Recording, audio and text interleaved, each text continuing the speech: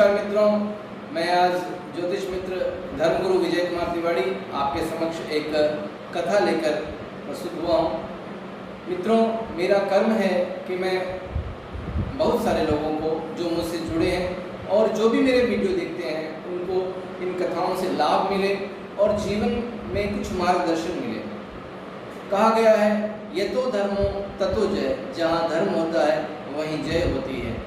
धर्म का अर्थ हिंदू मुस्लिम सिख ईसाई नहीं है। कहते हैं, मनुस्मृति में कहा है कि धृति क्षमा दमोस्तेय शोचमिंद्रिय निग्रह धीर विद्या सत्यम अक्रोधो दशकम धर्म लक्षणम। यानी धर्मशील व्यक्ति वही है जो धैर्य से काम ले, क्षमा, दम, अस्तेय, शोच, इंद्रिय निग्रह, धीर, विद्या, सत्यम और अक्रोध, ये धर्म के 10 लक्षण हैं। तो एक समय की बात है कि कहते हैं कि यदि कोई मनुष्य धर्मशील हो और परमात्मा की भक्ति में सदैव लीन हो, परमात्मा के कर्मों में सदैव अच्छे कर्म करता हो, तो अपने जीवन को धन्य तो करता ही है, साथ में अपने 7 पीढ़ियों के जन्म को धन्य कर देता है। तो ऐसा ये कथानक है कि एक समय मैं राजा जनक की बात कह रहा था। आप सबने सुना होगा कि मिथिला के नरेश को, जो माता सीता के पिता थे, उनको जनक कहा जाता था। उनका नाम जनक ऐसा इंगित किया जाता था। लेकिन इतिहास में जो हमारे धर्मशील सिद्धांतों के अंदर 22 जनकों का विवरण है, 22 जनकों का विवरण है। तो मैं 7वें जनक की बात बता रहा हूँ, जो राजा जनक हुआ करते थे। तो उन्होंने अपने गुरुदेव को प्रार्थना की, पूजा की। अष्टावक्र जी थे उनके गुरुजी, जो 8 तरह से शरीर उनका मुड़ा हुआ था, और उन्होंने प्रार्थना की कि गुरु ब्रह्मा गुरु विष्णु गुरुदेवो महेश्वराय गुरु साक्षात परम ब्रह्म तस्मै श्री गुरुवे नमः। ऐसा करके गुरुदेव से निवेदन किया कि गुरुदेव, ऐसा कहा जाता है कि यदि जो व्यक्ति धर्मशील हो या प्रभु का गुणगान करता हो तो उसका जन्म तो धन्य होता ही है, साथ में 7 पीढ़ियों का जन्म भी धन्य हो जाता है।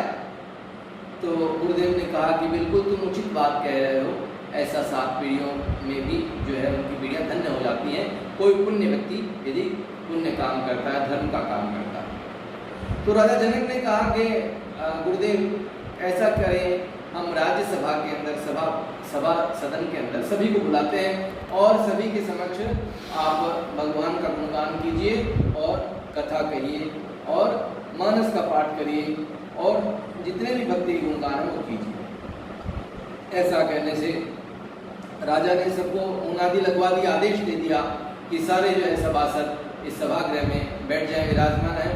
और गुरुदेव अष्टावक्र जी जो है वो धर्म की बात बताएंगे, भगवान के आशीर्वाद स्वरूप कुछ प्रवचन बताएंगे और गुणगान करेंगे और सब ग्रंथों का गुणगान करेंगे।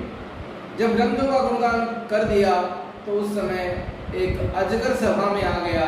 तो आप सब देखते हैं कि एक छोटा सा जीव यदि हमारी सभा में आ जाता है तो हमारा मन विचलित सा हो जाता है। चाहे कोई कीट पतंगा भी आता है तो हम अपने स्थान से विचलित हो जाते हैं, हमारा ध्यान हट जाता है। तो ऐसे में जब एक अजगर बड़ा सारा आया तो सबका ध्यान जो है, सब में खलबली सी मच गई और सब इधर उधर जाने लगे।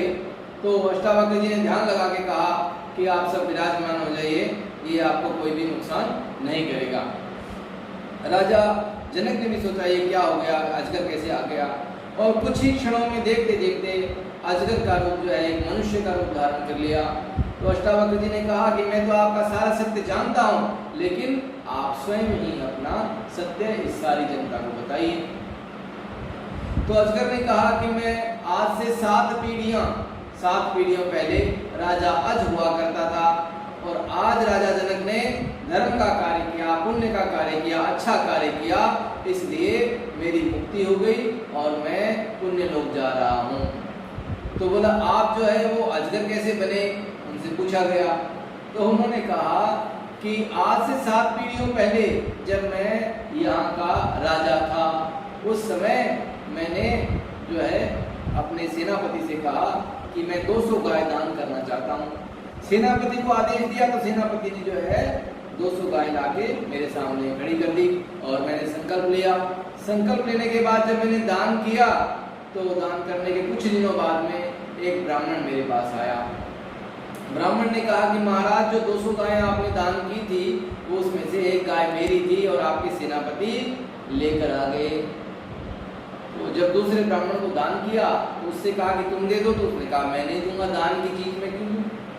तो ऐसा करने से दोनों ब्राह्मणों में आपसी वैमनस्य का भाव उत्पन्न हो गया। आपसी वार्तालाप में द्वंद्व युद्ध हो गया और उन्होंने कहा कि हमारा निर्णय कीजिए। लेकिन कुछ चाटुकारी लोग थे, उन्होंने कहा महाराज, आप ब्राह्मणों की बातों में क्यों आते हैं, आप अपना राज्यसभा संभालिए और इन दोनों को आपस में लड़ने दीजिए। ब्राह्मणों ने संकल्प लिया कि यदि हमारा निर्णय नहीं होगा, हमारा न्याय नहीं होगा, तो हम अन्न जल त्याग देंगे और मृत्यु को प्राप्त हो जाएंगे। ब्राह्मणों ने ऐसा ही किया और न्याय नहीं हुआ और न्याय के अभाव में दोनों ब्राह्मणों ने अन्न जल को त्याग दिया और ब्राह्मण मृत्यु को प्राप्त हुए। ब्राह्मण हत्या के पाप के अंदर राजा को कोढ़ हो गया, राजा अज को कोढ़ हो गया। ये राजा अज जो अजगर बना था वो अपनी कहानी सुना रहे थे कि मैं कोढ़ हो गया मुझे, और सारे जितने भी वैद्य हैं उन्होंने मुझे देखा और वापस सारा पता लगाया, लेकिन मेरा कोई इलाज नहीं हुआ और थोड़े दिनों बाद में मृत्यु को प्राप्त हुआ। जब मैं यमलोक गया तब यमलोक में यमराज जी ने, धर्मराज जी ने पूछा कि भाई राजा अज, तुमने पाप भी किए और पुण्य भी किए हैं, तो पहले बताइए तुम पाप का फल भोगना चाहोगे या पुण्य का फल भोगना चाहोगे। तो राजा अज ने कहा कि मैं पहले पाप का फल भोगना चाहूँगा। तो उन्होंने कहा कि तुम राजा अज हो और आज से अजगर हो जाओ। ऐसा करने से राजा अज जो है वो अजगर बन गए। तो उन्होंने बोला पुण्य का फल तुम्हें पुण्य कैसे प्राप्त होगा। तो यमराज जी ने कहा कि तुम्हारी 7 पीढ़ियों में भी यदि कोई धर्म का काम करेगा, अच्छा कार्य करेगा, पुण्य का कार्य करेगा या भागवत करेगा, तो तुम्हारा जो है कल्याण हो जाएगा, उस दिन तुम्हें मुक्ति मिल जाएगी शरीर से। और आज वो 7वीं पीढ़ी राजा जनक है जो कि पुण्य का काम करे, भागवत का पाठ कर रहे हैं, तो मेरी मुक्ति होगी और मैं परमात्मा के श्रेष्ठ चरणों में जा रहा हूँ। ऐसा करने से राजा दशरथ, राजा जो जनक है वह प्रसन्न हुए, और प्रसन्न होने के साथ में जो है राजा जो अज थे, वो जो अजगर बने थे, वो परमात्मा में लीन हो गए। अब राजा जनक को ये विश्वास नहीं हुआ कि उनकी 7 पीढ़ियां कैसे तर गई। तो उन्होंने अष्टावक्र जी से कहा कि हे अष्टावक्र जी, आप ध्यान लगाकर यमलोक में यमराज जी से, धर्मराज जी से बात कीजिए कि मैं बिना शरीर के, और वो देखना चाहता हूँ मेरी 7 पीढ़ियों को, ताकि मुझे पता लगे कि मेरे पुण्य करने से 7 पीढ़ियां तर जाती हैं। तो कहा कि ठीक है राजन, आप से शरीर तो जा नहीं सकते, आपको शरीर यहाँ पर छोड़कर और फिर जाना पड़ेगा। तो बोला कि मेरी जो है वो औषधियों से लेप कर दीजिए मेरे शरीर को, और मेरे शरीर को जो है जलाइएगा मत, और मैं अपने योग क्रिया से, ध्यान क्रिया से और यमलोक चला जाता हूँ। जब राजा जनक जो है वहाँ पर गए, वहाँ पर जाने के बाद में कुछ लोग एक तरफ हंस रहे थे, रो रहे थे। तो राजा जनक ने पूछा ये कौन लोग हैं, क्यों रो रहे हैं। तो वहाँ पर यमदूत बैठे थे, उन्होंने बोला ये नर्क लोग हैं और नर्क की आत्माओं से पीड़ित हैं, इसलिए रो रहे हैं। तो बोला मुझे स्वर्ग में जाना है, मुझे ये पता लगाना है कि मेरी 7 पीढ़ियाँ जो है वास्तव में मेरे पुण्य करने से तर गई हैं।